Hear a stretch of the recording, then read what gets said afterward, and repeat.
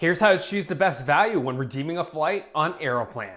When booking a flight on Aeroplan points, you're given 4 options. You can use more points to get the flight without paying any cash, or more points plus cash to save on your points. Knowing which is best can often be tricky. To calculate your cost per point, take the cash value of the flight, subtract any taxes of the redemption, multiply that by 100, and then divide it by the number of points required for the redemption. That gives you your cost per point, or CPP. For example, a one-way flight to London in August costs $1,172, and I'm given 4 options on Aeroplan.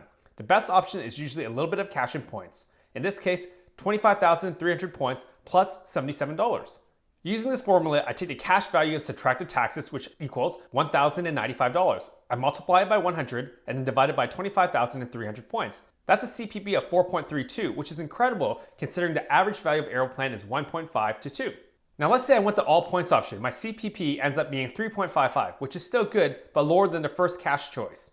The second lowest cash option gives me a CPP of 3.95, while the most expensive cash option, where I can save the most points, has a CPP of 5.97. In this specific scenario, paying the most cash makes the most sense as I'm getting the highest CPP. That said, choosing the least cash is almost always the best deal. This is tricky because when booking on a browser, it often says most popular on an option that doesn't give you the highest CPP. When booking a flight on Aeroplan, you need to calculate the CPP of all your options to find out what your best value is.